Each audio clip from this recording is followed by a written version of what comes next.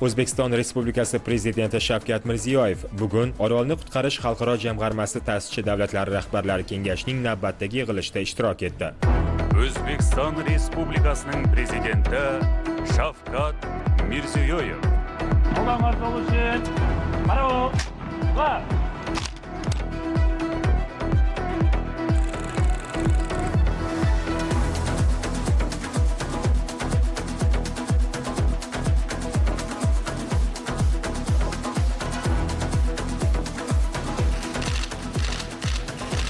Qozog'iston prezidenti Qasim-Jomart To'qayev raisligida o'tgan tadbirda Qirg'iziston prezidenti Sadir Japarov, Tojikiston prezidenti Emomali Rahmon, Turkmaniston prezidenti Serdar Berdimuhamedov va Orolni qutqarish xalqaro jamg'armasining ijroiya qo'mitasi raisi Asqat O'rozbay ham qatnashdi. Kun tartibiga muvofiq Qozog'istonning 2023-2026 yillarda Orolni qutqarish xalqaro jamg'armasiga raisligining natijalari sarhisob qilinib, Orol dengizi havzasida ekologiya, suv resurslarini boshqarish va ijtimoiy-iqtisodiy holatni yaxshilashning dolzarb masalalari yuzasidan fikr almashildi. Sammitda davlatimiz rahbari Shavkat Mirziyoyev nutq so'zladi. Уважаемые главы делегации, дорогие друзья, присоединяюсь к словам признательности в адрес президента Республики Казахстан, уважаемого Касым-Жомарта Кемелевича Токаева. Hurmatli delegatsiyalar rahbarlari, avvalo samimiy mehmondo'stlik va sammitimizni a'lo darajada tashkil etgani uchun Qozog'iston Respublikasi prezidenti hurmatli Qasim-Jomart Kemelevich Toqayev janobi oliylarga bildirilgan minnatdorlik so'zlariga qo'shilaman. Qozog'istonlik do'stlarimizning Orolni qutqarish xalqaro jamg'armasiga samarali raisligini yuksak baholaymiz. O'zaro ishonch va muloqotni mustahkamlash, jamg'arma doirasidagi loyihalarni amalga oshirish va uning faoliyatini mintaqaning barcha mamlakatlari manfaatlarini hisobga olgan holda takomillashtirish bo'yicha salmoqli ishlar bajarildi. Bugun qabul qilinayotgan yakuniy hujjatlarni qo'llab-quvvatlaymiz. Ularning amalga oshirilishi mintaqaviy hamkorlikni yanada mustahkamlash va Orol dengizi havzasida barqaror taraqqiyotni ta'minlash yo'lida muhim qadam bo'ladi. Уважаемые участники саммита, Международный фонд спасения Орала остается уникальной региональной организацией. Hurmatli sammit ishtirokchilari, Orolni qutqarish xalqaro jamg'armasi mamlakatlarimiz mustaqilligining ilk davrida Markaziy Osiyodagi suv bilan bog'liq ijtimoiy, iqtisodiy va ekologik sohalardagi eng muhim masalalarni hal etish uchun tashkil etilgan noyob mintaqaviy tuzilma bo'lib qolmoqda. Jamg'arma mintaqada sifat jihatdan yangi davlatlararo munosabatlarni qaror toptirish, mintaqaviy hamkorlikni rivojlantirish va mustahkamlashga katta hissa qo'shdi.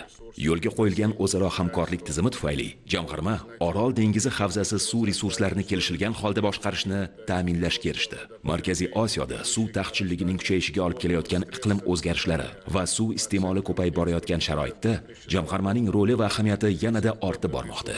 Ekspertlarning baholariga ko'ra, 2040-yilga borib, Orol dengizi havzasida suv resurslari taqchilligi deyarli 2 barobar, yiliga 20 milliard kub metrgacha oshishi mumkin. Bu ichimlik suvi ta'minoti, ekologiya, agrar sektor, energetika va ijtimoiy barqarorlik uchun qo'shimcha xavf-xatarlarni yuzaga keltiradi. Shunday bir paytda mamlakatlarimiz suv resurslaridan foydalanish samaradorligi bo'yicha eng quyi o'rinlarni egallab turibdi. Qishloq xo'jaligida $1 miqdoridagi qo'shilgan qiymatni yaratish uchun mamlakatlarimiz deyarli 3 kub metr suv sarf etmoqda. Dunyoda esa bu ko'rsatkich o'rtacha 2 barobar kam. Mintaqada yuzaga kelayotgan vaziyat bizdan suv, energetika va ekologiya sohalarida puxta o'ylangan hamda kompleks yechimlarni birgalikda ishlab chiqish va amalga oshirishni talab etadi.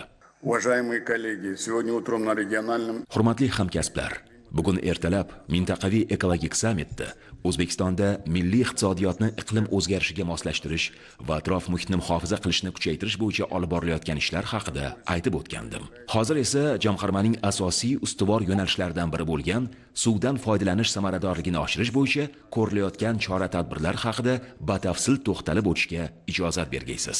Qisqa muddatda O'zbekistondagi barcha sug'oriladigan yerlarning 60% da suvni tejaydigan texnologiyalar joriy etildi. Irrigatsiya tarmoqlarini betonlash 40% ga yetkazildi. Nasos stansiyalarini modernizatsiya qilish hisobiga suv xo'jaligida energiya iste'moli qariyb 30% ga qisqartirildi. 600 mingdan ortiq suvdan foydalanuvchilar va 4 million gektardan ziyod sug'oriladigan yerlarni qamrab oladigan yagona raqamli ma'lumotlar bazasi shakllantirilmoqda. Ushbu chora-tadbirlarning amalga oshirilishi tufayli har yili 10 milliard kub metrdan ortiq suv resurslarini tejash ta'minlanmoqda. 2030-yilga borib esa bu ko'rsatkich 15 milliard kub metrni tashkil etadi. Mazkur choralarning barchasi kompleks va izchil xarakterga ega bo'lib, o'tgan yili qabul qilingan suv kodeksida o'z ifodasini topgan. Дорогие друзья, со следующего года председательство в Международном фонде спасения Орала переходит к Узбекистану. Qadrli do'stlar, kelgusi yildan Orolni qutqarish xalqaro jamg'armasiga raislik O'zbekistonga o'tadi. Biz jamg'armani mintaqaviy integratsiyaning muhim drayverlaridan biriga aylantirish niyatidamiz. Shu munosabat bilan raisligimizning ustuvor yo'nalishlari haqida ma'lumot berib o'tmoqchiman. Birinchi, jamg'armaning faoliyatini rivojlantirish va modernizatsiya qilish. Yaratilgan poydevor asosida jamg'armaning tuzilmasi va shartnomaviy huquqiy bazasini takomillashtirishni davom ettirish, uning organlari vakolatlarini aniq taqsimlashni ta'minlash zarur. Shu maqsadlar uchun tashkil etilgan mintaqaviy ishchi guruhi 15 ta majlis o'tkazdi. Jamg'arma faoliyatidagi muammolar tahlil qilindi, uning vazifa va funksiyalari yanada aniq belgilab olindi. Endi barcha mamlakatlarimiz manfaatlarini hisobga olgan holda uning tuzilmasi, normativ-huquqiy baza va moliyalashtirish mexanizmlarini kelishib olish zarur. Jamg'arma organlarining vakolatlarini kengaytirish, ularning maqomi va mas'uliyatini oshirish bo'yicha takliflarni qo'llab-quvvatlaymiz. Ishonchim komilki, bu masalalarning barchasi bo'yicha oqilona murosaga kelamiz. Qardosh Qirg'iz Respublikasining Orolni qutqarish xalqaro jamg'armasi faoliyatidagi to'laqonli ishtiroki qayta tiklanishiga chin dildan umid qilamiz.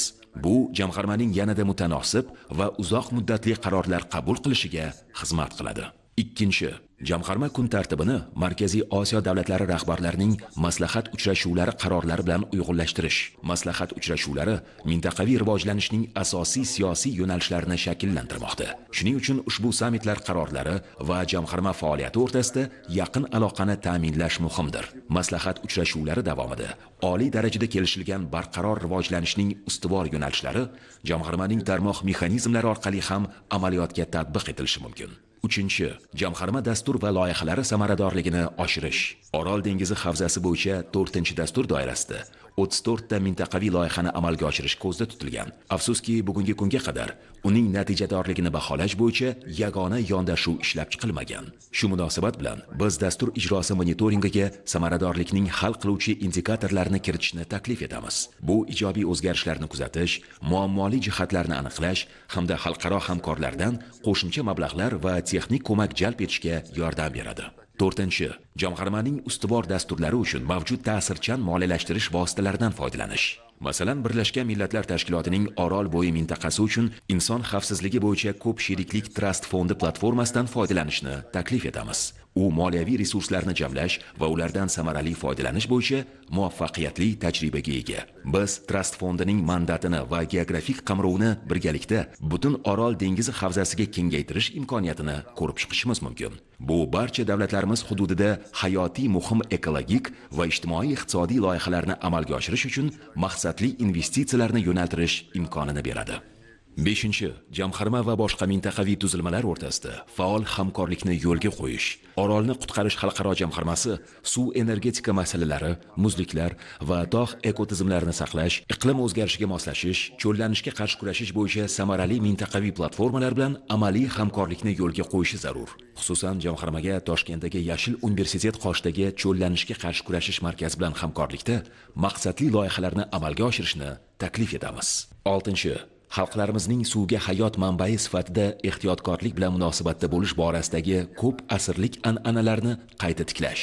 Ko'rinib turibdiki, agar jamiyatning suvga bo'lgan munosabati o'zgarmasa, hech qanday muhandislik yechimlari kutilgan samarani bermaydi. Uzluksiz ta'lim tizimi orqali maktabgacha ta'lim darajasidan to mutaxassislarni tayyorlashgacha suvdan oqilona foydalanishni har bir kishining kundalik odatiga, umumiy madaniy kodimizga aylantirishga intilishimiz lozim. Biz asosiy qismi fermerlar va sanoatchilarni suvni tejovchi zamonaviy texnologiyalardan foydalanishga amaliy jihatdan o'rgatadigan kelajak suvi mintaqaviy dasturini ishga tushirishni taklif etamiz. Shuni ta'kidlamoqchiman. Biz ushbu ustuvor yo'nalishlarning barchasini hayotga tatbiq etish uchun xalqaro sheriklar, moliya institutlari va ekspert tahliliy tuzilmalar bilan faol hamkorlik qilishga tayyormiz. Afg'oniston bilan konstruktiv hamkorlikni mustahkamlash va uni iqlim, ekologiya, qishloq va suv xo'jaligi masalalari bo'yicha mintaqaviy hamkorlikka jalb etish muhimligiga alohida e'tibor qaratmoqchiman.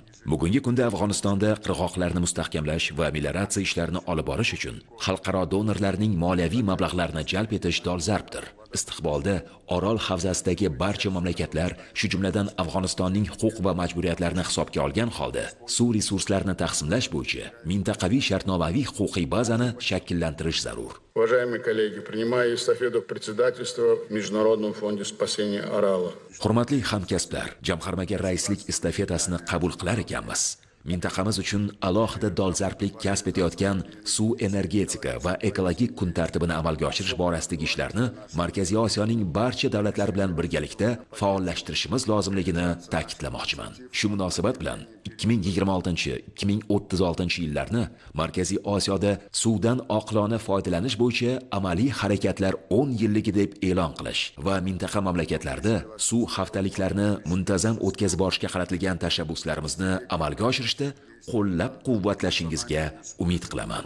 Barchangizni joriy yilning sentyabr oyi oxirida Samarqandda bo'lib o'tadigan suvni tejash bo'yicha Butunjahon forumida qutlashdan mamnun bo'laman.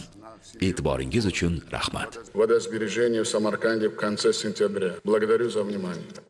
Благодарю вас, уважаемый Shavkat Miromonovich, за весьма содержательное. Hurmatli Shavkat Miromonovich, sizga sermazmun, qiziqarli nutqingiz va ilgari surgan bir qator tashabbuslaringiz, ayniqsa suvni tejash masalalariga oid takliflaringiz uchun minnatdorlik bildiraman.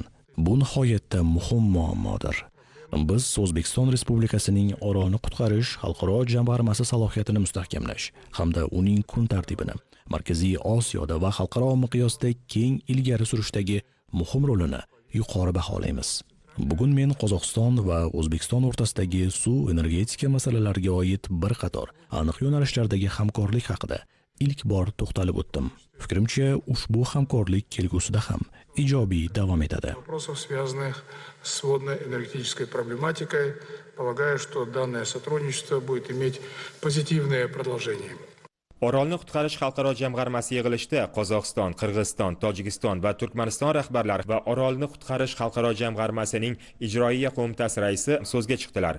Tadbir yakunida yetakchilar Ostona bayonotini Qozog'iston raisligining borishi to'g'risida 26 martni Xalqaro Orol dengizi, Amudaryo hamda Sirdaryo kuni deb e'lon qilish to'g'risida hamda O'zbekiston yetakchisini 2027-2029 yillarda jamg'arma prezidenti etib saylash to'g'risidagi qarorni imzoladilar. O'zbekiston Respublikasining Orolni qutqarish xalqaro jamg'armasiga raisligi jamg'arma faoliyatini isloh qilish bo'yicha kompleks dastur ilgari surilishi bilan kechmoqda.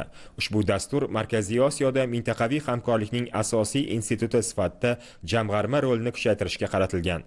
Taklif etilayotgan tashabbuslar tizimli xususiyatga ega bo'lib, suv ekologik kun tartibining ham institutsional, ham amaliy jihatlarini qamrab oladi. Shuning bilan O'zbekiston Respublikasi Prezidenti Shavkat Mirziyoyevning Qozog'istonga amaliy tashrifi yakunlandi. Tadbirlar yakunlangach, prezidentimiz Toshkentga jo'nab ketdi.